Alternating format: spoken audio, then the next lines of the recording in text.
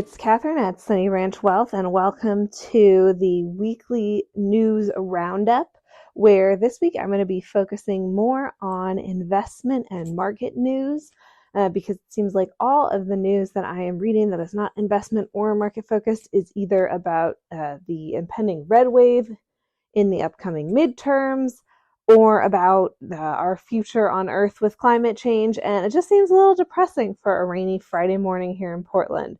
And there's plenty to talk about in market news, so we're going to be focusing on that. But before we do, wanted to get some non-stock market news in here. So today, Friday, is the first game of the World Series where the Philadelphia Phillies are playing the Houston Astros. I am a Washington Nationals fan, so I don't really have a stake in this World Series at all, except that Bryce Harper was a favorite of mine when he played on the Nationals. I'm excited that he's been doing so well with the Phillies. I'm excited to watch this first game and see how it goes. I'm definitely rooting for the Phillies. My dad's from Philadelphia. I think the Astros have won and cheated enough. So if you're a baseball fan, if you're not a baseball fan, you just need something to do tonight, then tune in and we'll see what happens. Moving on to the markets, the first news story we're going to cover today is that as of yesterday, Thursday evening, Elon Musk has officially closed on his deal to buy Twitter and is going to be taking the company private. This is exciting, concerning, whatever adjectives you want to use. It's newsworthy for a variety of reasons. The first of those reasons is if you are a Twitter employee. Formerly, you would have been paid in a big part of your compensation would have been equity compensation. So you would have received stock options and other grants depending on your position and in your total salary package. Elon Musk has promised in the past to honor those stock options, basically to pay them out in cash instead of in the equity that Twitter employees would have received. But there is concern, there's a payday coming up for that equity compensation, and there's concern that he is going to act quickly to let a lot of employees go so that he won't have to pay that comp. So sort of micro news story that only really affects you if you work at Twitter, but still something to keep an eye on. I think the bigger concern for really all of us in the US and also nationwide is that Elon Musk has promised to remove a lot of the content moderation features that Twitter has put in over the past several years, which is concerning because Twitter is a place where misinformation, where threats of violence pretty easily spawn, take place, and grow. So there's a pretty big concern that he's going to turn it into this Wild West, which he's said he's not going to do. He's said he's not going to let Twitter become a, quote, hellscape, but it really remains to be seen. In taking Twitter private, when it was previously a public company, Elon Musk is going to have a lot more control. He's not going to have to answer to public shareholders. So he's going to have a lot more control and freedom to do whatever he wants.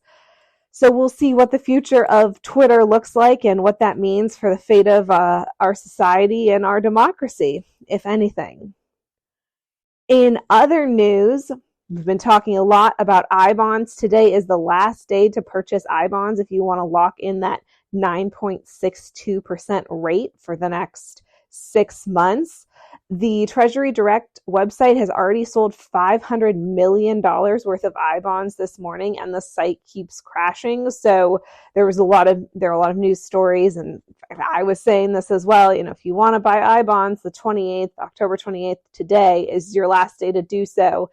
In fact, if you haven't bought I-bonds yet and you're interested in doing it, you might have already missed the boat because the Treasury Direct site is having so much trouble with the amount of volume that it's seen today and really this entire week. So if you haven't bought them yet, you might have missed the boat. You can still get them.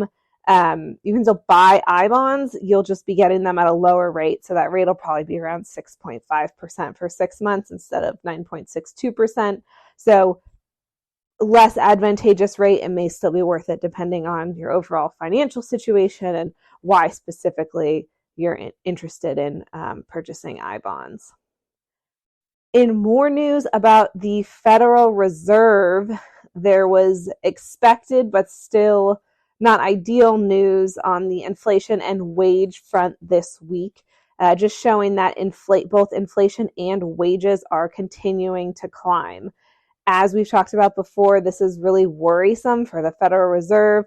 Their primary goal, their primary motivation is to bring down inflation, and this steady increase in inflation as well as the growth in wages is just demonstrating that the actions that the Fed has taken in terms of raising interest rates haven't been enough to curb the economic conditions that are driving inflation.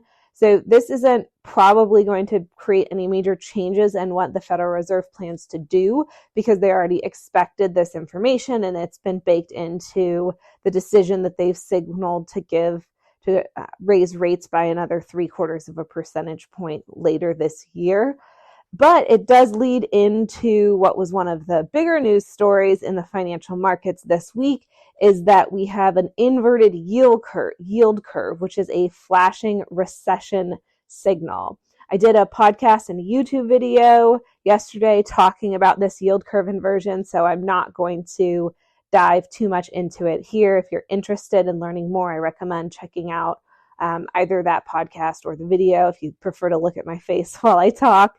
But what's important to know is that as these inflation numbers and the wage numbers are continuing to rise and not slowing down or reversing trends the way that the Fed would like them to, the Fed becomes more and more committed to the path it's on of continuing to raise rates, and there becomes a higher and higher likelihood, at least in the eyes of the market, that the Federal Reserve is going to go too far in terms of raising rates and then is going to push us into a recession.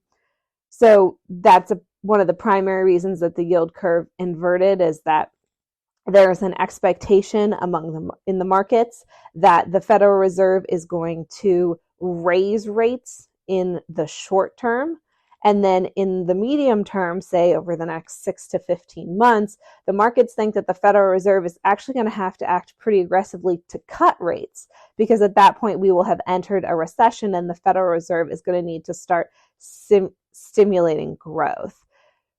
So no shortage of fun on the inflation, the interest rate side, and obviously we don't know if a recession is coming. The yield curve inversion is a strong predictive indicator based on historical trends, but as we all know, past performance doesn't dictate future results, so we're going to have to wait and see. In more recent market news, it was a big tech earnings week, so the major technology companies in the US all reported how they had done relative to their earnings projections. You saw a lot of weaker than expected performance from the big tech companies in the US. So Apple, Amazon, Microsoft, Meta, and Alphabet. This was not entirely unexpected, but it just goes to show, when we're talking about the possibility of a recession, that the party is well and truly over in terms of the dominance of these big tech companies that we saw over the past decade in an era of really low interest rates. These companies are now contending with higher interest rates, which is going to slow down growth. They're contending with an increasingly contentious international landscape, and they're really having to be more aggressive in terms of managing costs, both operational costs and personnel costs, which really over the last decade they haven't had to think too much about because they were growing so explosively. So it's going to be interesting to see over the next few months, years or so, where market leadership comes from. If you remember, over the last decade, it was these major tech companies that were driving a huge percentage of the growth that we saw in the markets, and it appears like that party has come to an end. So we're going to be looking, as we enter a new market cycle, to see who the leaders are going to be and what companies are really going to be driving growth. That's what I have for you on the investment and market news. Don't have any personal news updates this week. It's been pretty slow. It's been a very rainy week here in Portland, so A lot of inside time, getting out our raincoats, all our winter clothes, and figuring out where everything is. So nothing particularly exciting. I hope this news recap was helpful. As ever, if you have any questions about anything I talked about or anything I didn't talk about, feel free to reach out to me on LinkedIn, email hello@sunnybranchwealth.com. I'm looking forward to hearing from you, and have a great weekend.